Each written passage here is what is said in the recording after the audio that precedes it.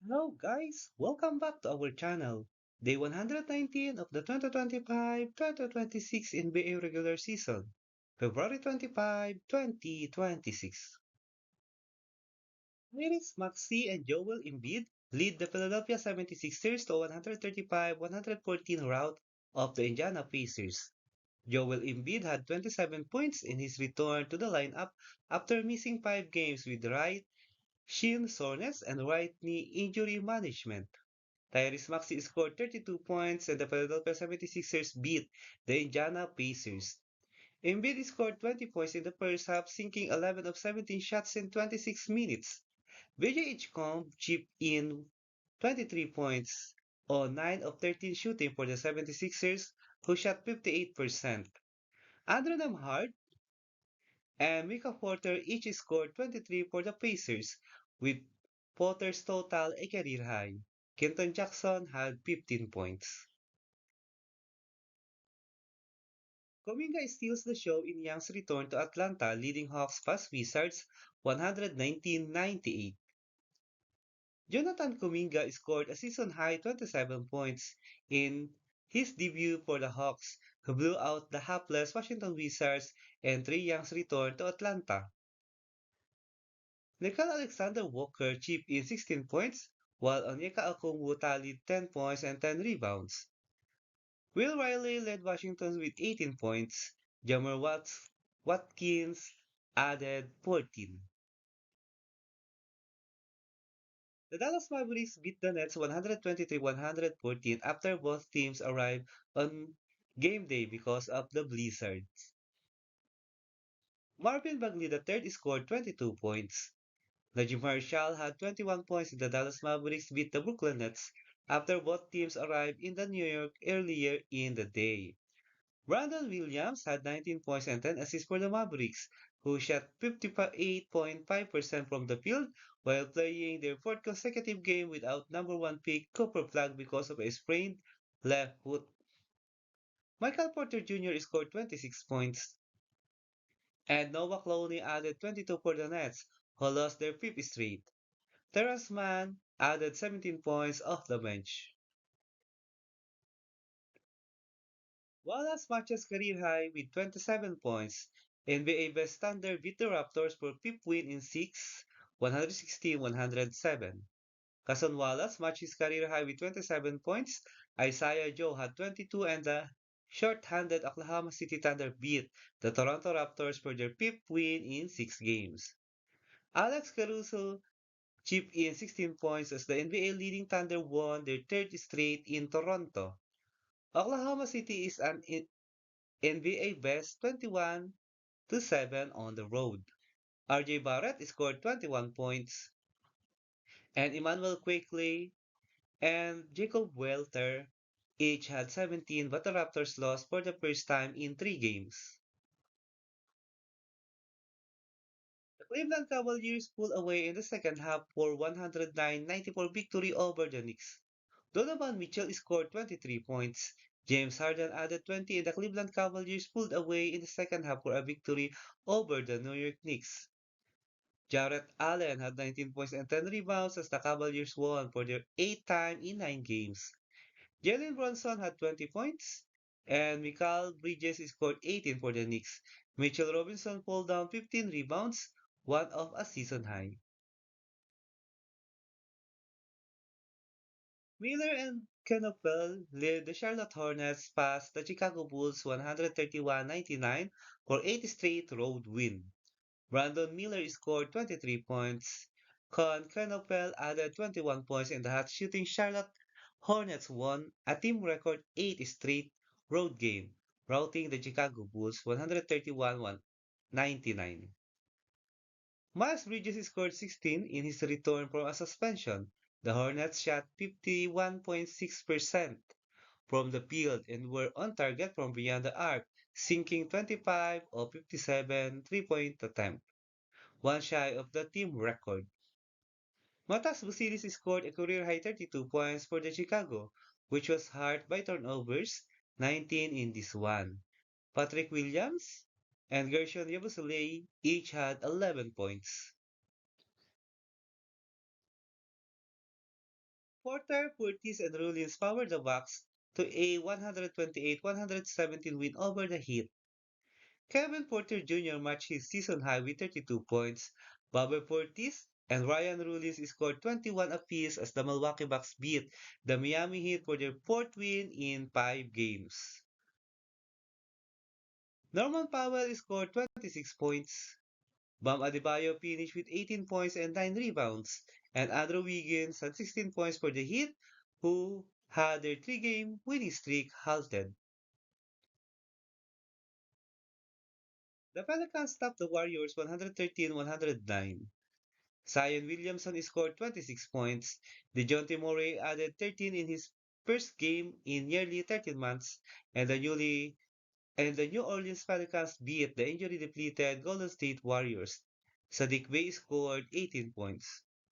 DeAnthony Melton led the Warriors and scored a season-high 28 points for the Golden State, but missed a free throw with 1 minute and 23 seconds left and his team trailing by just 4 points. Moses Moody scored 24 for the Warriors, who lost 3 of 4 while taking the court missing several players. Brandon Podziemski added 16 points for Golden State, which made just 24.4% of its threes, 11 of 45. A third quarter blitz leaves the Celtics past the Suns 97-81. Derrick White scored 22 points. Nemias Queta had 14 points and 13 rebounds, and the Boston Celtics used a big third quarter to beat the Phoenix Suns. Sam Hauser shot 6 of 14, including 4 for 10 from three-point range to add 16 points, and the Celtics won their fourth in a row and for the ninth time in their last 10 games. Colin Gillespie had 15 points, and Grayson Allen scored 14 as the Suns lost for the fourth time in their last 5 games. The Minnesota Timberwolves beat the Portland Trail Blazers 124-121. Anthony Edwards scored 34 points and made 5 three-pointers to help the Minnesota Timberwolves hold off the Portland Trail Blazers, their fourth win in their last 5 games. Jaden McDaniels added 27.6 rebounds and 3 assists, 2 steals, and 5 blocks for the Timberwolves. Dante DiVincenzo contributed 19 points and made 5 three-pointers. Drew Holiday led the Blazers with 22 points.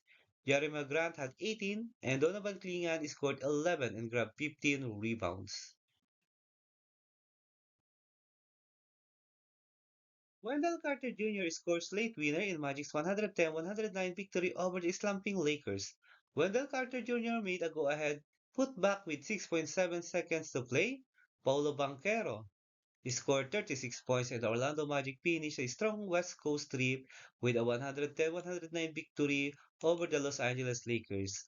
Desmond Bain scored 22 points, and Carter had 20 points and 12 rebounds for the Magic, who have won 6 of 8 overall after taking 3 of 4 on the road out of the break.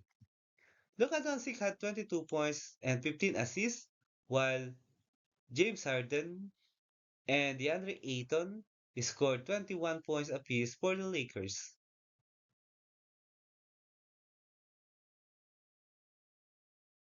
Let's proceed to the NBA regular season games scheduled of February 26, 2026. Battle of the best teams in each conference.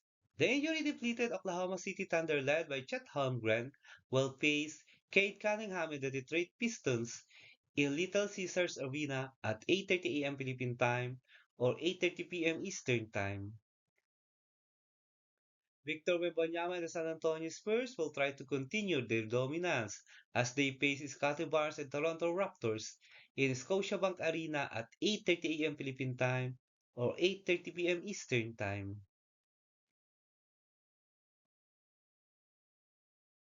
Brandon Buzemski and the Golden State Warriors will go up against Ty Jerome and the Memphis Grizzlies in FedEx Ballroom at 8:30 a.m. Philippine Time or 8:30 p.m. Eastern Time.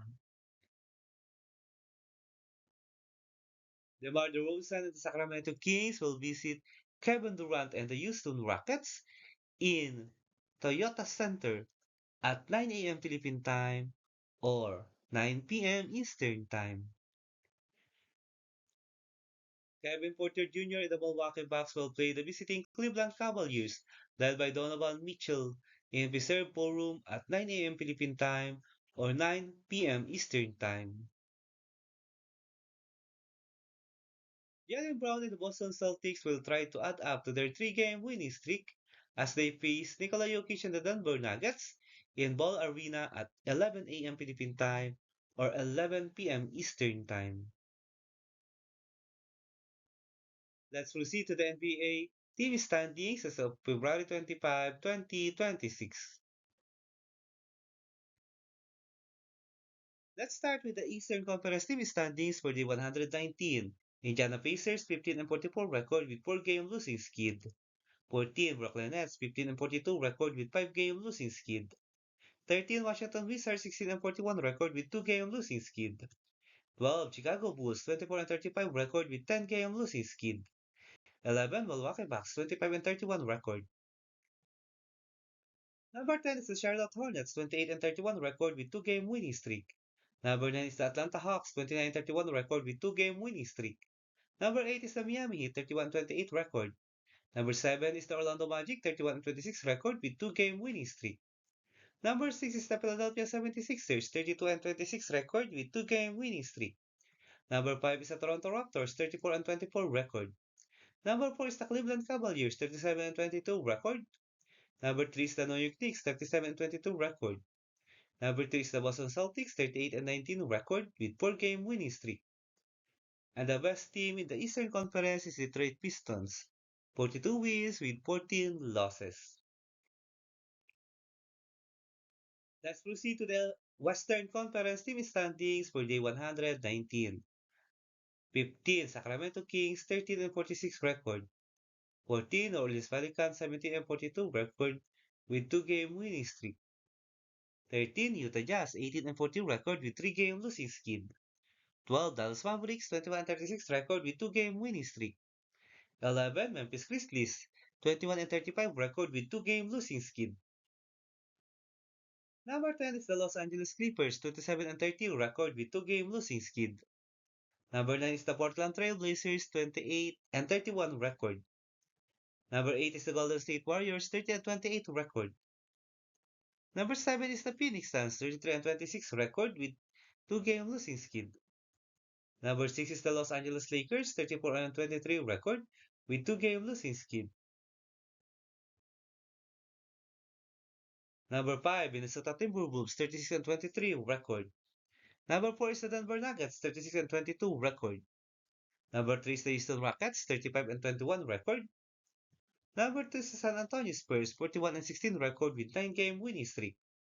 And the best team in the Western Conference is the Oklahoma City Thunder, 45 wins with 14 losses and has 3-game winning streak. If you like this kind of content, don't forget to subscribe and leave a like to help our channel grow. Thank you so much everyone. See you in the next video.